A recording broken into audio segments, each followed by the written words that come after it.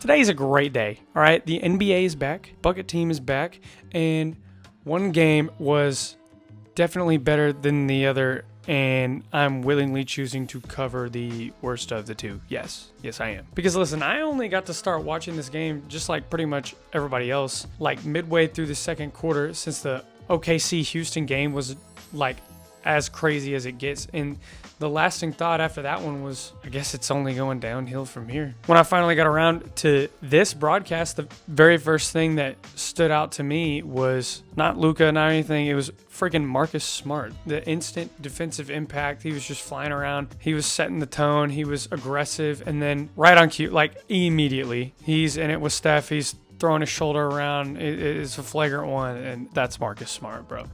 All this during a half where Luka had 22. He was by far the best player on the floor. Well, I shouldn't say by far because Jimmy Butler was absolutely cooking as well. But I swear within a 3-minute span, he was either like committed or caused about like 3 illegal screens. It was kind of beautiful in a really dumb way. It was beautiful. But if you're the Lakers and Marcus Smart is off the floor, I don't know what you're thinking. That perimeter defense was dog shit. I wouldn't say any of my concerns about their perimeter defense got eased or erased, not even a little bit. I'm gonna get into Jimmy Butler later, but I want to talk about Steph because he did finish with 18, but you could tell he started slow, but then toward the end of the half, he found his rhythm. And, you can only keep a guy like Steph down for so long. He's going to find his rhythm at some point. And you got to remember, Steph has always done this to the Lakers. This is not anything new, but shout out to Steph. One thing real quick about Luka, just any Luka team, you got to remember this. The shots that he creates for others determine the game, and if the shots that he creates for others don't fall, you're probably losing the game. And it really is that simple. But when guys like Rui hit those shots, and when they hit those looks at the end of the half, like he did, you've got a shot to win anything, any matchup with a Luka-led team. Now, the Ayton-Luka dynamic. I hate that I missed most of the first half because I really wanted to see the Luka Ayton thing, not just offensively, but how Ayton looked on defense in the paint. And yeah, it was bad. It was like really bad. They panned LeBron on the bench. They panned him way too many times, but every time they did, typically it would be Luka hitting one of those crazy and ones that he is like the only person on planet Earth that can hit. And then they panned to LeBron and he couldn't give 2 craps because you could just see on his face, like, man's got to watch Ayton anchor his defense and then blow up his offense. He could give 2 shits about what Luke is doing, honestly. No wonder his face was as stone cold depressed as it was. Also, quick side note, shout out to NBC. I don't know how many people are going to give a shout out to NBC tonight, but they bodied their broadcasts tonight. All that preseason hate watching, all that nonsense on Twitter that I was reading and listening to, all that talk about they're gonna ruin it. I know we're not talking about TNT, I know we're not talking about Inside the NBA, but I heard a lot of negative impressions. I heard a lot of negativity when NBC was put on board, and they killed it. Every intermission, every halftime set was on site. The energy was there. I actually felt like the network valued the game that we were watching, and for me, that means something, I think, to any basketball fan. That really not only uplifts the experience, but it also benefits the fans heavily. As BucketTeam members know already, I get exhausted watching Luka finish with 43, who goes to heaven and back trying to win a basketball game for a team that cannot defend to save its life. The Warriors came out of halftime very ready. They attacked every weakness the Lakers had, built a pretty early double-digit lead, and they didn't really look back regardless of whatever the fourth quarter held.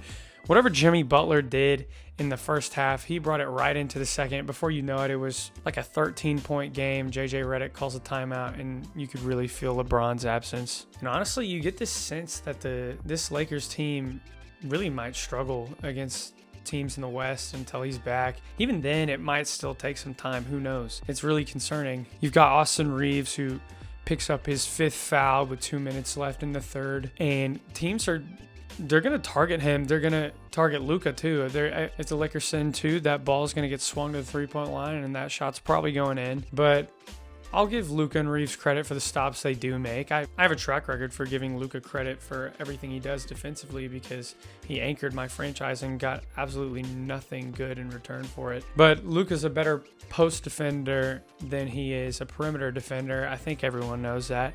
And Golden State did just about everything they could to pull him out on an island and get him on the perimeter and dance. And when he wasn't, he was chasing Steph off ball, which good freaking luck. And by the end of the third quarter, Reaves was minus 20 with 5 fouls. So, yeah, really just shooting themselves in the foot in all sorts of ways. The Warriors, shout out Buddy Hield. Late third, early fourth, he hit some huge threes. I think he had 5 threes in the game just in that span. I'm not sure if it was just in that span, but you get the point. He pushed the Warriors lead like right back up to double digits. Up to 15. I thought it was 15. It could have been more back when the Lakers started to kind of claw back a little bit, but clearly it amounted to nothing. Their biggest run was in the fourth. We'll get to that later.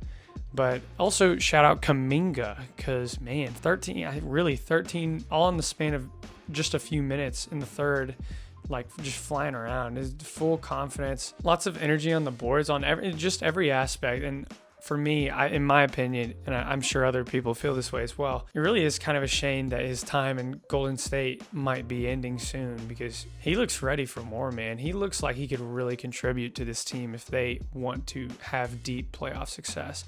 On the other side, Luka's getting doubled.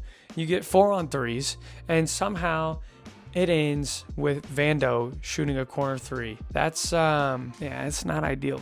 They got to figure a lot out. JJ Redick has a lot to figure out. Just to give Jimmy Butler his props, he was absolutely clinical. Every single awkward mid-range fade, every bump, bank off the glass, every single one was money. I'm glad he got the chance to remind people what he can do because you obviously know what he can do in the playoffs, but everyone's wondering why he doesn't do this in the regular season more often, and I'm glad we got to see it. Everyone was wondering how this Warriors offense would look when Steph sat or when Steph wasn't scoring or having a great night, and Jimmy answered that on a personal note. And he would finish with 31. It felt like more than 31, but he finished with 31 on great efficiency, and dude never looked back, and it never looked forced either. Lakers did make a late push to their credit. They made a run midway through the fourth. They capitalized on a few Warrior turnovers. They cut it pretty close, but, then of course, the shot that would end the run is obviously a Draymond Green 3, because why wouldn't it be? And from there, it was the Jimmy Butler show again. Just Jimmy Butler screen and rolls, and it was money every single time. It was money, and then finally Steph hits the night dagger from 3 from the right wing. Yeah. It made total sense. A few lasting takeaways are that JJ Redick's got some serious thinking to do on the defensive side. If you're the Lakers offense, force-feeding Ayton, that might not be the move. If you're the Warriors, you feel great. Jimmy looks sharp. Steph found his rhythm. Steph is Steph. I don't really have any worries about him. Neither does anyone else in the entire world. The chemistry looked clean. I think all the role guys stepped up, except for Al Horford, but clearly they didn't really need him this game. But it's only game 1. The West is stacked, and there's some bigger tests waiting for Golden State. That's for darn sure. But anyway, man, I'm just happy that basketball's back. Warriors handle business. Lakers have some deep soul searching to do, and we're already cooking on night 1. I'll see y'all soon.